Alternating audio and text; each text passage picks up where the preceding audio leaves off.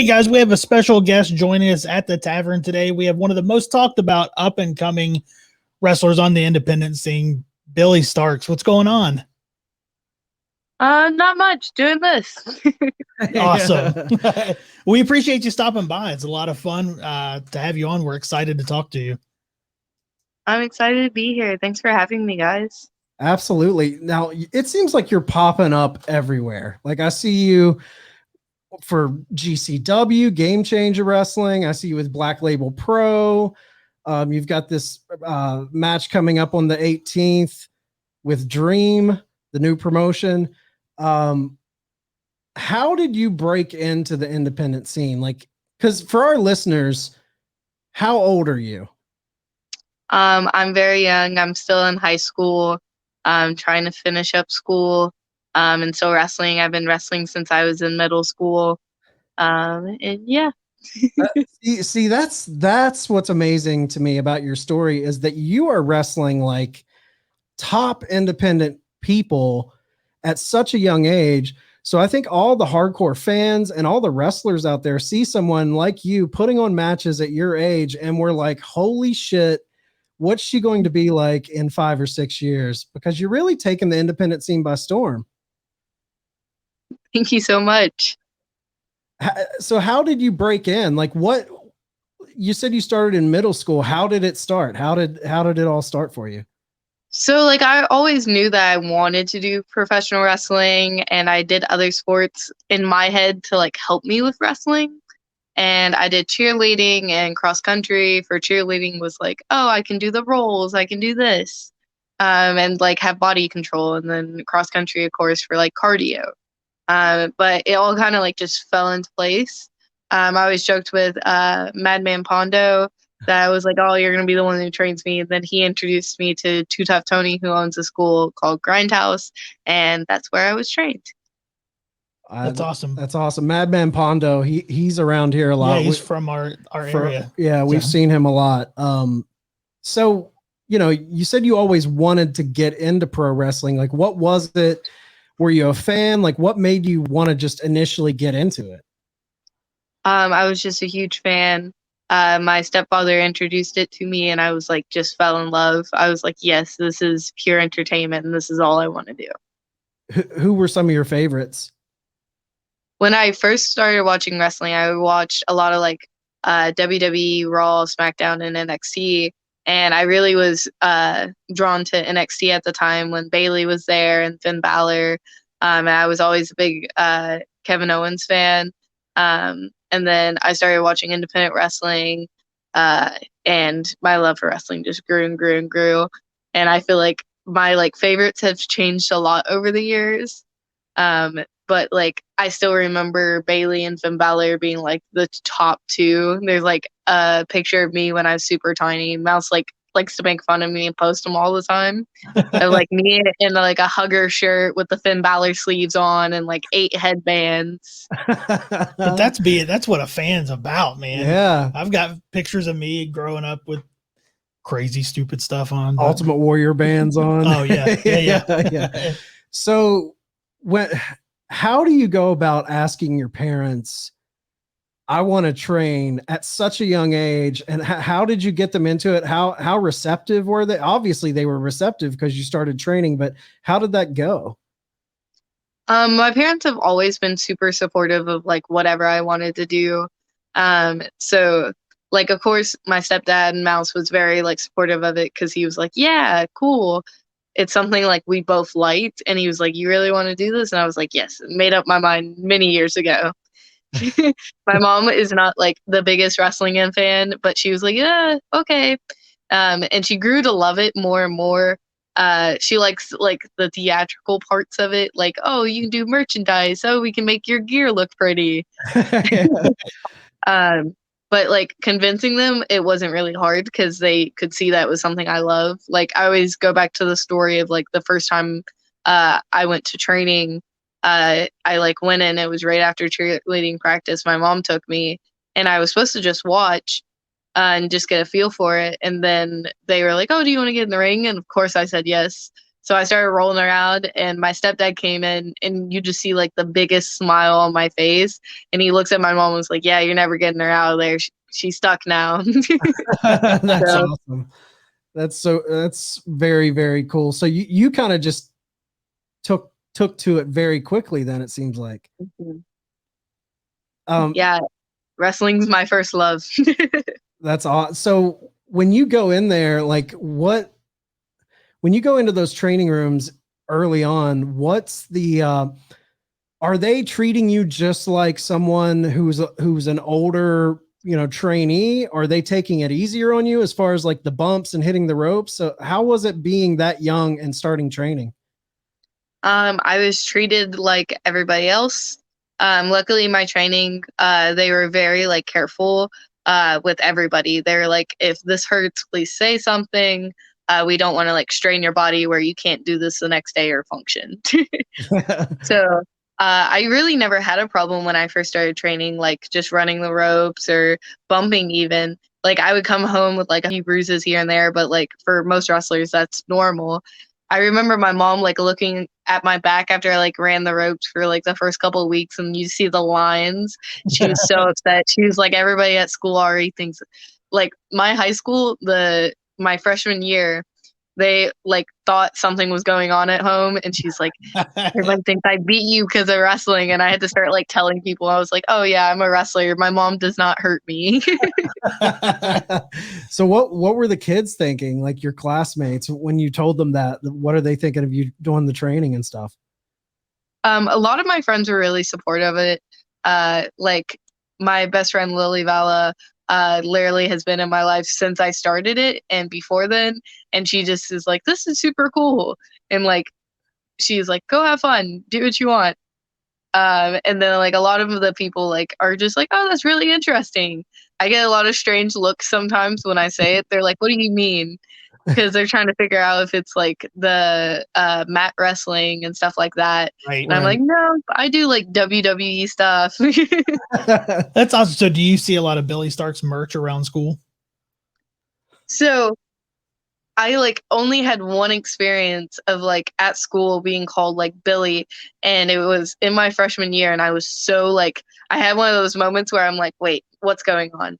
But it was like a kid who went to like wrestling in the area, and he was like, oh yeah, I know you. I've seen you at shows. I didn't know you go here. And I just had that moment of like, oh, this is my life now. So like, what was the psychological aspect of training like for you? Like getting down the in-ring psychology of it all? So for like psychology wise with wrestling, I've always like understood it because before I got into a ring, I was always traveling with Mouse and taking promo pictures. So I was always backstage listening to people.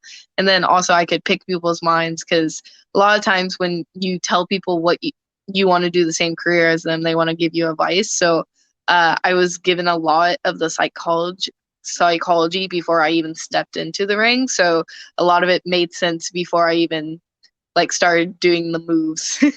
Okay. So you were going to shows and you were a part of it before you ever, like, what were you doing before you even stepped in the ring to be a part of the scene? Like, explain that to us.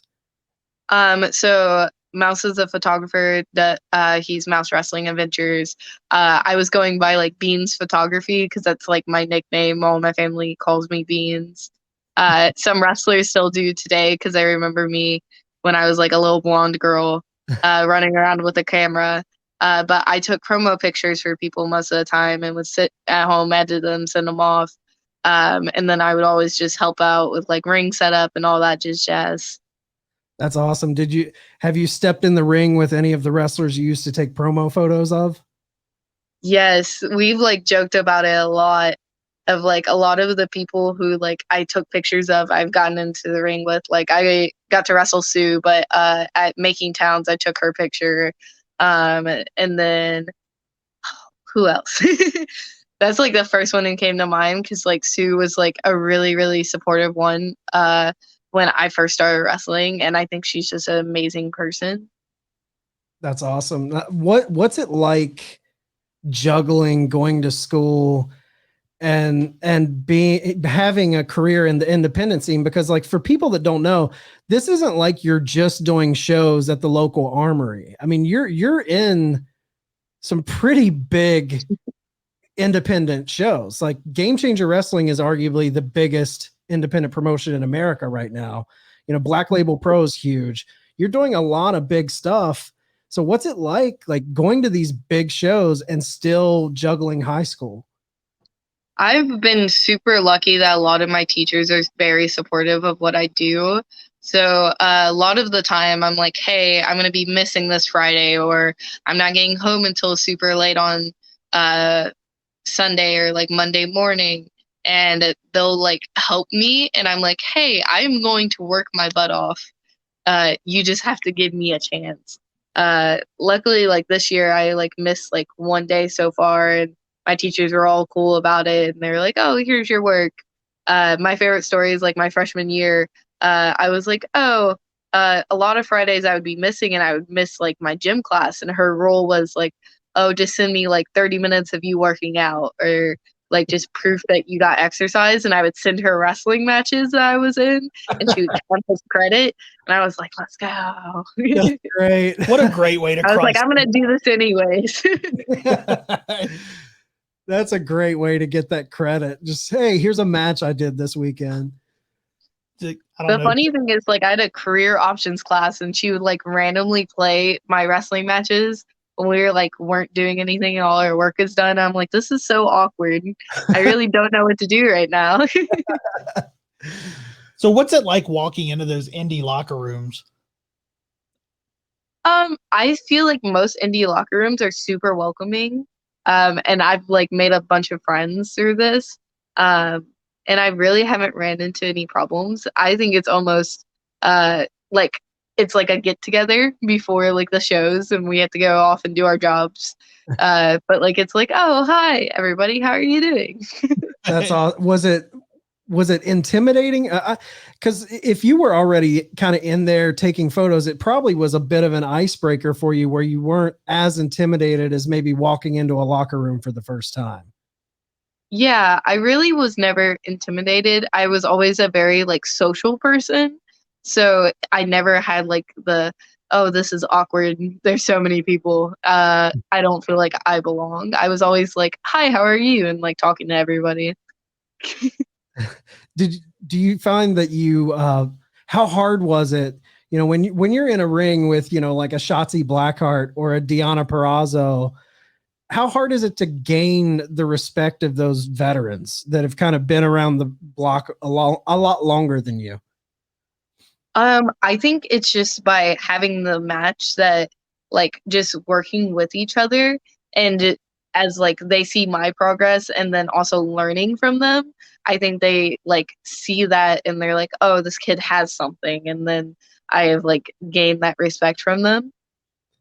That's great. Because see, Turbo Floyd, who's putting together the Dream Pro Wrestling promotion with Truth, the Outrunners, they reached out to us and said, hey, I have BILLIE STARKZ. If you want, I could see if she would do an interview with you. And I was like, absolutely. And he was putting you over so big. I mean, just saying that you're one of, you know, the bright, young, biggest stars on the independent scene right now on the come up. And so how did you get involved with the Dream Pro Wrestling show on September 8th in Jeffersonville, Indiana?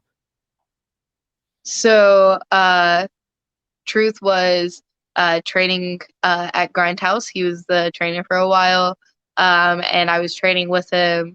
And I think he just saw everything that I was doing, and then still saw my work ethic. And he was like, I think this kid needs something. I want to use her. And when his promotion came around, he was like, I think you'll fit real well here. So that's how it came about. That's awesome. Tell us a little bit about your alter ego, Pizza Cat Jr. So Pizza Cat Jr. was passed down to me from Shotzi Blackheart. She was Pizza Cat. It originated at a promotion called Bizarro Lucha. And it was like an Indianapolis thing, and then I started doing it elsewhere. And it's just like a fun character that I get to do, because like BILLIE STARKZ doesn't do as much lucha. And it's something that I have in my back pocket, but it's more fun when I can do this whole different moveset with a different character. That's awesome. So are you able to, because you're from Kentucky, correct? Yeah, I'm from Louisville. So are you, can you have matches in Kentucky? Because I know in Kentucky, don't you have to have a license to Yeah, do? any licensed state I cannot wrestle in because I am not 18 yet. Okay. That's, So what's it going to be like when you finally get to wrestle in Kentucky? I really don't know. I think it's going to be very like strange because I've kind of made Indiana my home because it's just right across the bridge and they let me get away with whatever. But then I'm like, I think it will also be like very like my grandmother still hasn't got to see me wrestle other than like videos. So I would love for her to be able to come to a show and not have to travel too far. And like I also feel like it would be great for like people in a different area to see me. yeah, absolutely. Definitely. Like, so with Shotzi Blackheart, how did it come about where she passed down her kind of that gimmick to you? How did that happen? So she was like helping out with the promotion and I was always there like helping with setup and doing everything else. And there was like one night everybody left. I'm still here. It was like a Sunday and I'm supposed to go to school tomorrow and I'm still helping. And I'm picking up the trash and stuff. And then she was like, "You're the only one who helps William." I don't know why, but everybody wanted to call me William at some point. So I was William for a while. And then it turned into Billiam. But I was called William and she was like, "You're always helping. I'll figure something out." And then it like idea was shot to me and I was like, "Sure, this is awesome. I'll do it." That's a pretty cool little thing for Shotzi. I mean, Shotzi was huge on the independents before, going to NXT and getting moved up to the main roster. So that's a big kind of stamp of approval.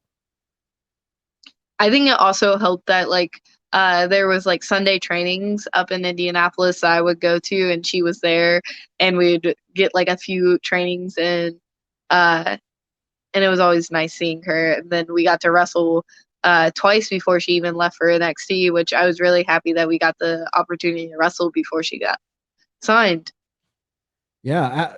What's it like being in a ring with, like you have wrestled so many different people like Shotzi, I mentioned Deonna Purrazzo, but you've also been in the ring with like Jake Something, Charles Mason, Alley Cat, Sky Blue, Elena Black. Like, what's it like being in the ring with those people, and what are you pulling from them just to learn?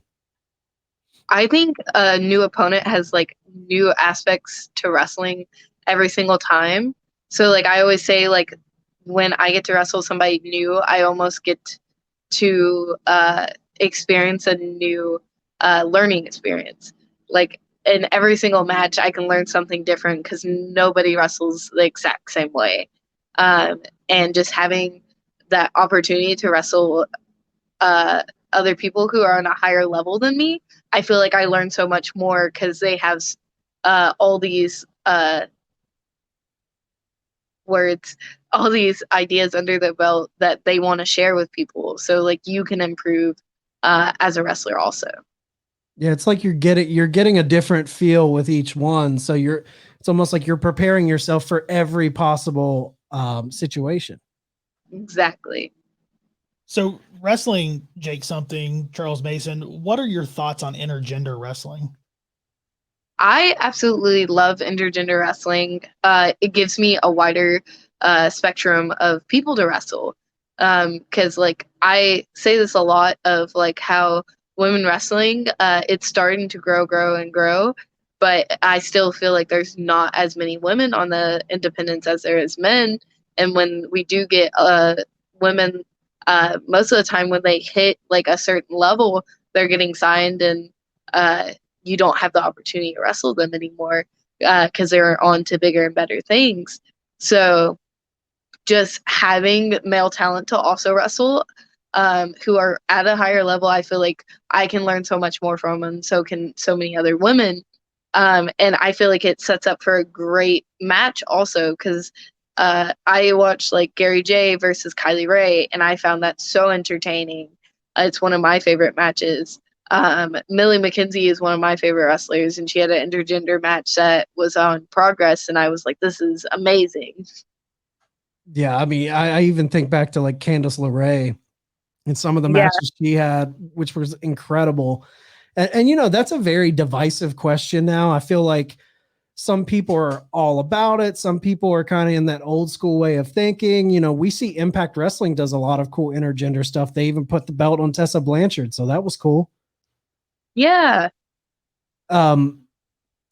What is there a match or an opponent that you look back on and you took something from that match that to this day you think back on and you're like, man, that was a moment where I really got something from that?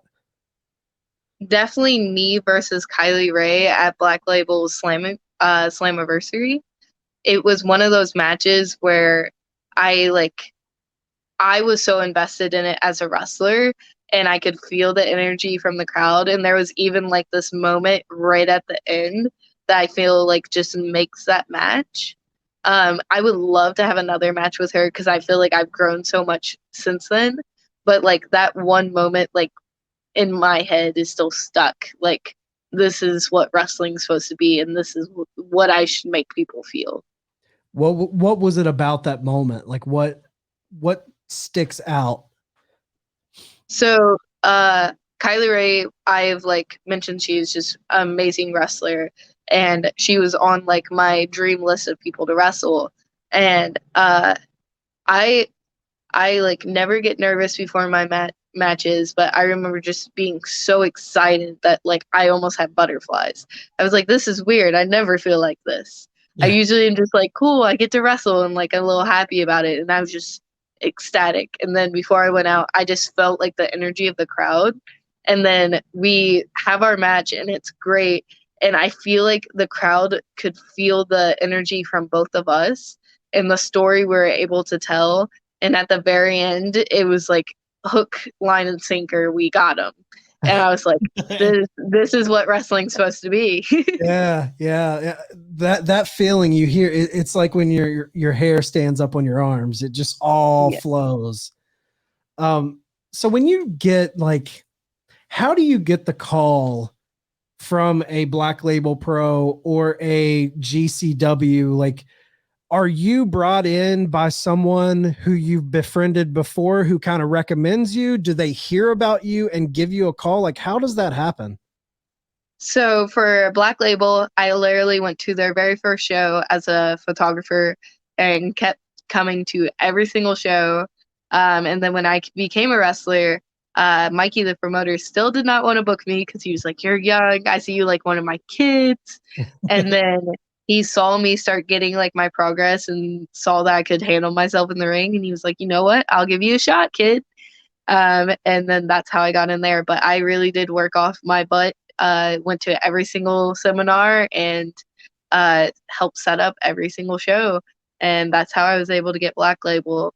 GCW, during the pandemic, they ran in Indianapolis, and I started going to their shows to help with setup and just to show face. And I showed up enough that they gave me a pre-show match.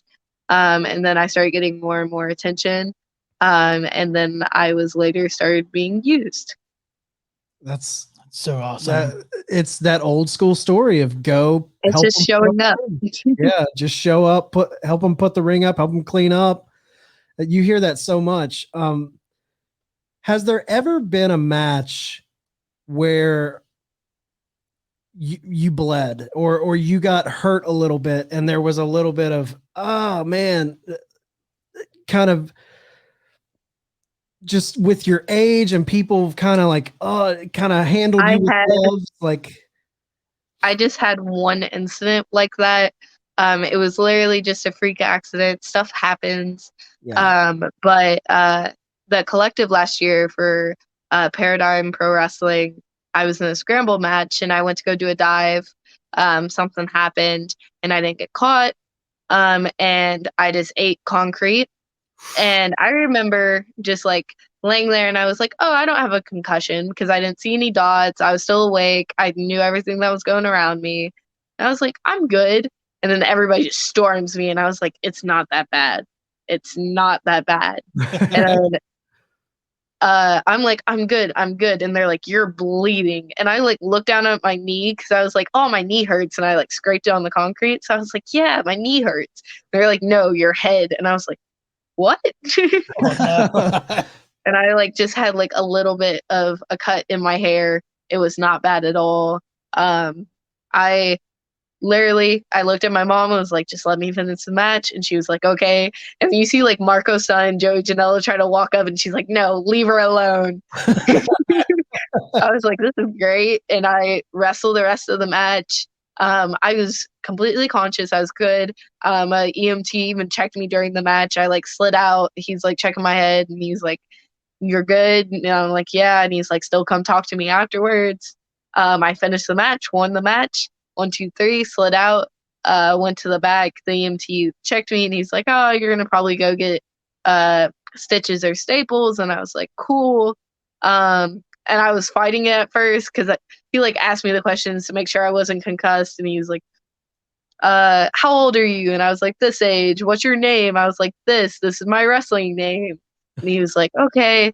And he was like, who's our president? And I was like, Donald Trump. I was just like angry about it. And my mom's like, yeah, she's fine. So he like washed my head out with saline and we drove to the like Louisville University like clinic and they stapled me up and I literally was fine, was not hurt. But every like buddy on the internet freaked out about it for like a day or two. And I was like, I am good. I was not concussed. Mistakes happen. Literally, it could have been anybody. But like a lot of people wanted to look at that as like a reason why children shouldn't wrestle. But I'm like, the mistakes still happen. Like if I was in cheerleading, I literally could fall on the tumble and break my neck. Right. There's people playing football and like there's so many concussions that happen in football all the time. And I was like, mistakes happen. It could be any other sport that you sign your kid off to do. My parents approve of it. It's not like I'm going behind their backs and doing this. 100%.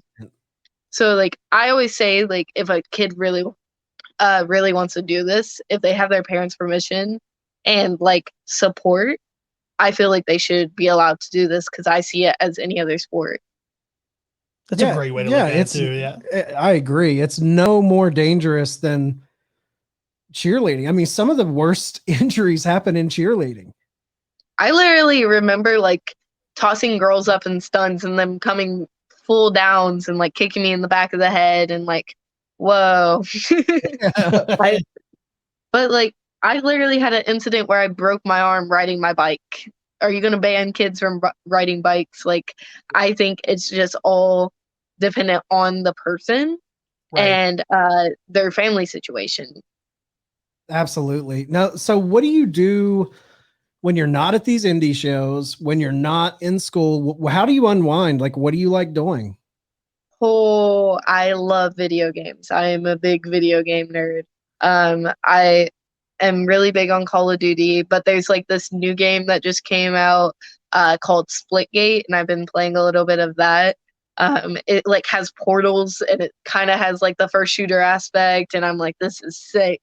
So I've been really into that for a while.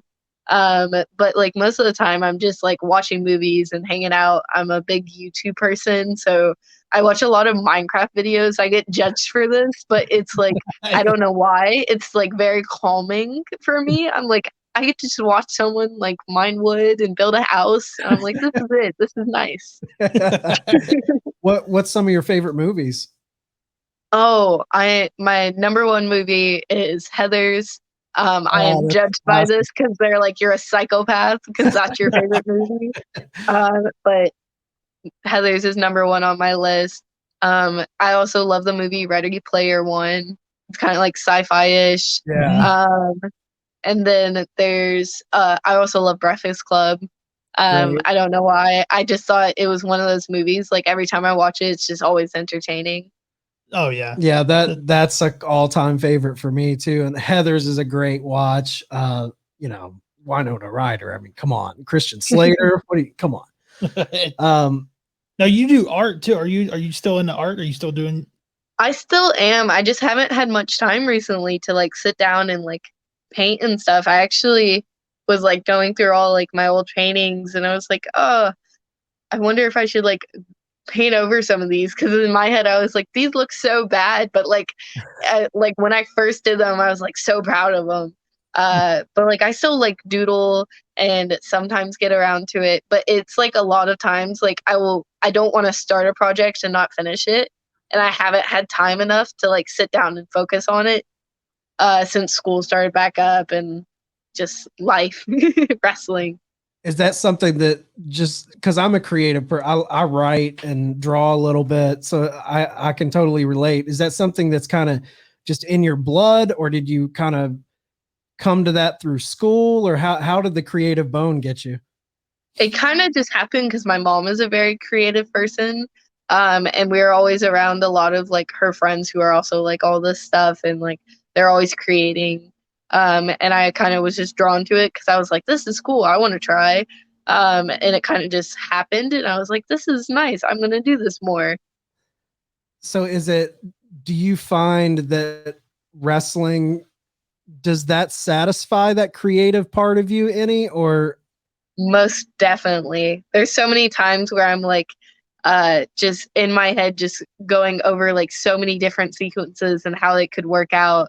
And then also with like the designing gear and t-shirts and merch, I get to be as creative as I want because it's all mine, and I get to just see what other people are going to enjoy. So I get to make this thing that somebody else is going to want to buy and then still wear around and get use out of it. That's awesome. It's the big Starks brand. Yeah. Yeah. So out of all the promotions out there, outside of outside of the independents, is there any of the major promotions that you kind of keep up with?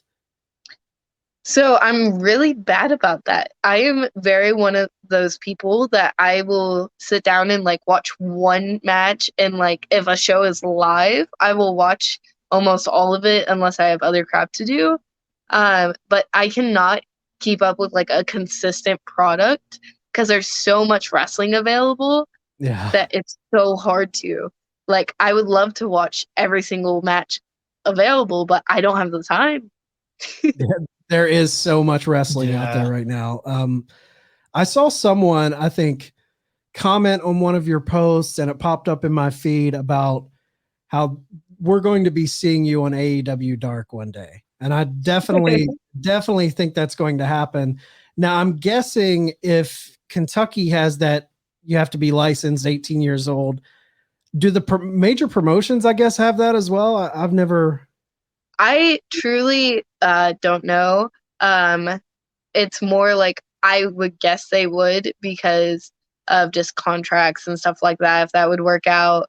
Also, if they're traveling, which states they would be in. So that would also be like a roadblock. So it'd be like, I can't even use this talent on the show. Right. So I feel like that's one of like the things that like held me back because I am so young, and I really truly can't be used for anything yet. But I'm still going to make a name for myself and enjoy professional wrestling because this is truly what I love. And I feel like independent wrestling keeps growing and growing and growing. So there's so many opportunities out there, and for even promotions to grow. Like this new promotion, Dream, I think it could be a really big hit in my area because I feel like it's been missing wrestling for a while, and I feel like the Outrunners have a really good idea of how to put on a show. Yeah, we had Ironside Mike Braddock on, and he was talking about, he's on the Dream Pro card, and he was talking about how that area has kind of been lacking in a good promotion, and how this is going to be a show for the boys, put on by the boys, you know, like that's got to feel good to know that a promotion is kind of being put on by someone like you know, your peers are putting this show on, so they're going to take care of you. It's not because Mike even talked about how, you know, in the independent world, you have to watch out because sometimes there are shady promoters. Not always. There's a lot of good promoters out there, but it's got to be a good feeling to know that your peers are putting this show on. Yeah, it's definitely makes wrestling a lot easier when someone else understands it and they're in charge of it. So definitely both of them have great wrestling minds. So them putting on a show, I feel like is going to be great for the people who are on it and then the people who are viewing it. So for anyone out there that doesn't know, who is Billie Starkz? I'm Billie Starkz. I'm Space Jesus, the face of the Big Starkz brand. And I ain't never lost. Love it. Love it. What can we expect when they sit down to watch a Billie Starkz match? What can they expect? I have a mean swanton and I like throwing people around and you get a few cool strikes out of me. So that's always what you get to look forward to. So where did the Space Jesus moniker come from? Holy story time.